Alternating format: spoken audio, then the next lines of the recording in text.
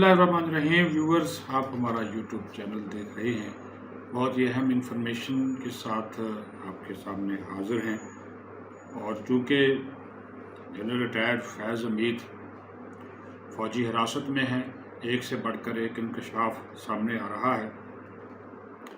और जो तफ्तीश हुई उनके सहूलतकारों से साबिक़ फ़ौजी अफसार पकड़े गए, ख़ुद जनरल फैज़ से जो अडियाला जेल का एक गैंग था पूरा, वो किस तरह काम कर रहा था, तो थोड़ी सी आपको जो है वो हकीकत बता देते हैं। और ये भी आपको बताएंगे इस वीलॉग में, जो आपसे दरख्वास्त है कि इसको सुनिएगा, ये मालूमात से भरपूर है कि जनरल रिटायर्ड फैज़ हमीद और इमरान अहमद ख़ान नियाज़ी का जो गठजोड़ था, इसका असली और मरकज़ी किरदार कौन था। इमरान खान ने ख़ुद तस्लीम किया कि वो प्ले बॉय था। उसके बाद वो रूहानियत की तरफ माइल हुआ, कहता भी रहा। तो ये पीरी फ़कीरी, दरबार पे हाज़री, बाज़ारों पे हाज़री, इस तरफ वो चला गया और शिद्दत के साथ गया। तो इसी दौरान होते हवाते जब उसकी ये रूहानियत वाला मामला बढ़ा, तो बुशरा बीबी की एंट्री हुई। उसने इनके साथ निकाह किया और इसके जहन में ये बात डाल दी गई कि अगर आप इमरान खान से, बल्कि इमरान खान के जहन में ये बात डाल दी गई कि अगर आप बुशरा बीबी से शादी करेंगे तो आप प्राइम मिनिस्टर बनेंगे। और तारीख भी रख दी कि ये आपने यहाँ इस तारीख को शादी करनी है तो आप प्राइम मिनिस्टर बन जाएंगे। वो आपको पता है, फिर इज्जत वाला केस जो भी हुआ आपके सामने है। शादी हुई, बुशरा बीबी ने पूरा फ़ायदा उठाया इसका, तोहम परस्ती का, इमरान खान की तोहम परस्ती का, और इमरान खान के ऊपर अपना कंट्रोल कायम कर लिया। जब इमरान खान ने फैज़ को DGISI बनाया, तो उसको DGISI बनाने में मरकज़ी किरदार भी जनरल रिटायर्ड फैज़ हमीद ने अदा किया उस वक्त। इस वजह से वो DG बनना चाहता था। उसने बुशरा बीबी से रब्ता किया, उसने बुशरा बीबी से रब्ते किए और कहा कि मैं इनके लिए काम करूंगा, आप उनको बोलें मुझे DG बना दें। रातों रात तब्दील किया गया और हाफिज आसिम मुनीर साहब, जो कि इस वक्त आर्मी चीफ हैं, उनको हटा दिया गया। सिस्टम चल पड़ा, ये गठजोड़ काम करता रहा। और जहां पे, और दोनों ने एक दूसरे का फ़ायदा उठाया। इमरान खान ने DGISI के तौर पर जनरल फैज़ को इस्तेमाल किया और बुशरा बीबी को जनरल फैज़ ने इस्तेमाल किया। जो काम इमरान खान नहीं मानता था वो बुशरा बीबी के जरिए निकलवाता था। फिर एंट्री हो गई गोगी की, फरा गोगी, जो कि इसकी यारेगार है, बुशरा बीबी की, मुर्शद पाक की।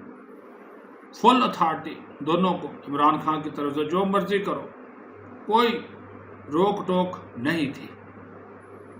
उस्मान बुज़दार दम्मी था बेचारा, पंजाब का वज़ीर आला, असल काम तो ये डालती थी दोनों।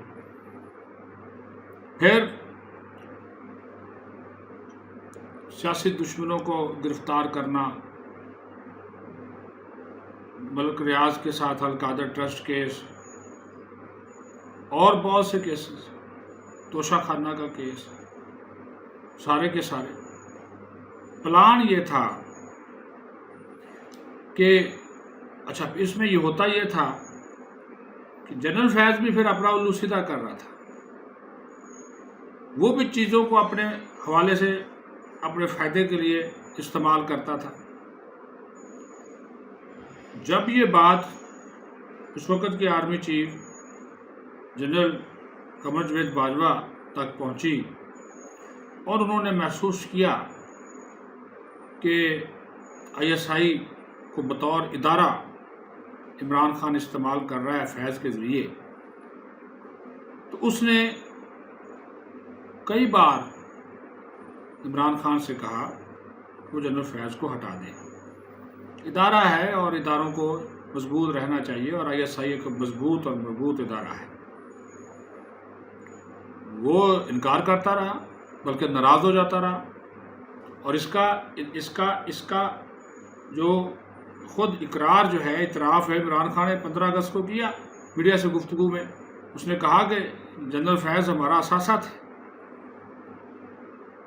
اور باجوہ اس کو ہٹانا چاہتا تھا، میری اس کے ساتھ تلخ کلامی ہوئی تھی۔ وہ اس نے الگ بات کہی کہ باجوہ جو ہے وہ ایکسٹینشن لینا چاہتا تھا، وہ تو ملک احمد نے کہہ دیا کہ وہ پہلی ایکسٹینشن پہ ہی پریشان تھا، اس کو وہ جرم تصور کر رہا تھا، دوسری ایکسٹینشن تو لینے میں وہ بالکل انٹرسٹڈ نہیں تھا۔ ملک احمد بڑا قریبی ہے جنرل ریٹائرڈ باجوہ کے، ابھی بھی ہے، تو اس وجہ سے اس کی بات کو آپ جنرل باجوہ کی بات سمجھیں۔ خواجہ آصف صاحب جو کہتے ہیں وہ ان کا ایک اپنا نقطہ نظر ہے، لیکن اس معاملے میں جنرل باجوہ کی ایکسٹینشن کے معاملے میں جو صحیح بات کرنے والا بندہ ہے وہ یہی ہے، ملک احمد ہی ہے۔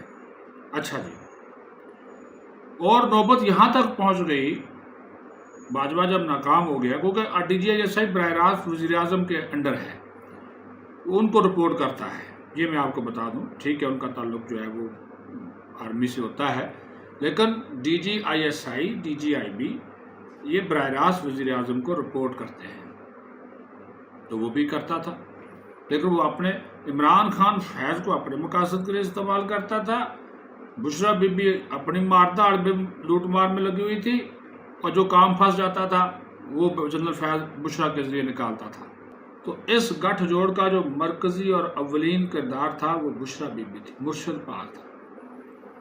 یہ بھی آپ کو میں نے کہا آپ کو بتاتے جائیں تاکہ آپ کا تجسس جو ہے وہ ٹوٹے۔ پھر ایک بہت بڑا فیصلہ کر لیا عمران خان نے کہ جنرل فیض کو جب اس نے ہٹانے سے انکار کر دیا تو اس کو آرمی چیف تو یہ بنانا چاہتا تھا، اب اس کو سمجھ نہیں آ رہی تھی کیا کرنا ہے، تو ایک فیصلہ کیا گیا کہ ISI کو کور بنا دیا جائے، کیونکہ جنرل فیض حمید کے آرمی چیف بننے کے لیے کور کی کمانڈ کرنا ضروری تھا۔ تو یہ پٹی بھی اس کو جنرل فیض نے بڑھائی عمران خان کو کہ آپ ایک نوٹیفیکیشن نکال دیں بطور پرائم منسٹر اور اس کی کیبنٹ سے منظوری لے لیں اور ISI کو ایک کور بنا دیں، میں ادھر ہی کور کمانڈ کر لوں گا اور ادھر سے میں سیدھا آرمی چیف بن جاؤں گا۔ تو جنرل باجوہ نے اس کو رجسٹ کیا، بلکہ اس وقت کی جو اور فوجی کمانڈرز تھے انہوں نے بھی اس کی مخالفت کی کہ یہ درست نہیں ہے، یہ فوج کی روایات اور قواعد کے بھی خلاف ہے، کور کو جو کور صحیح فیلڈ کور ہے اس کو آپ جا کر کریں۔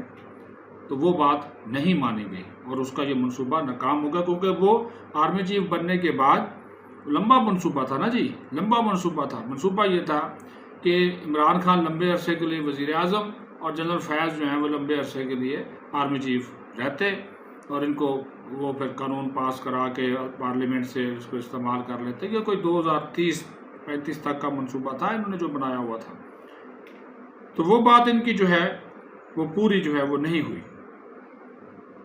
اور اس کے بعد جب ان کو پشاور ٹرانسفر کیا جاتا ہے جنرل ریٹائرڈ فیض حمید کو، تو پھر یہ ناراض ہوتے ہیں عمران خان، اور جو لیفٹیننٹ جنرل ندیم انجم ہیں ان کو ادارے کا سربراہ لگایا جاتا ہے، تو اس کے اوپر بھی یہ ناراضگی کا اظہار کرتے ہیں، اور وہ پھر ساتھیوں کا تانا بانا شروع کر دیا۔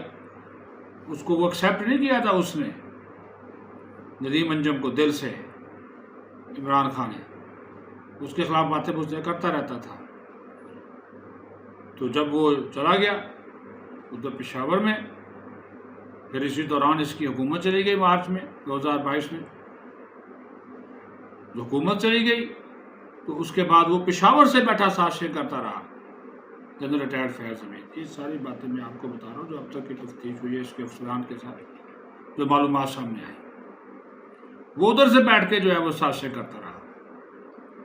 اور اس کے بعد ہوا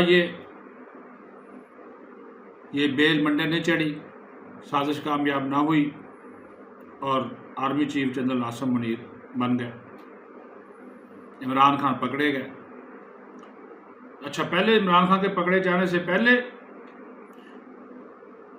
کیونکہ اس نے قبل از وقت ریٹائرمنٹ لے لی تھی، سپر سیڈ تو نہیں ہوا تھا لیکن قبل از وقت اس نے ریٹائرمنٹ لے لی تھی فیض حمید نے، تو عمران خان کے پکڑنے سے پہلے ہی عمران خان کے ساتھ پھر مل کر اس نے سازشیں شروع کر دی حکومت کے خلاف، معاشی طور پر سیاسی طور پر ملک کو عدم استحکام کا شکار کرنا۔ پھر جب عمران پکڑا گیا تو جنرل فیض نے جناب بشرا بی بی کے ذریعے سازشیں شروع کر دی، احتجاجی تحریک، 9 مئی، سارا کچھ وہ آپ کے سامنے سارے، اس میں ان کا ہاتھ بالکل ہے۔ یہ بھی تفتیشی ذرائع جو ہیں وہ ان ساری چیزوں کی تصدیق کر رہے ہیں۔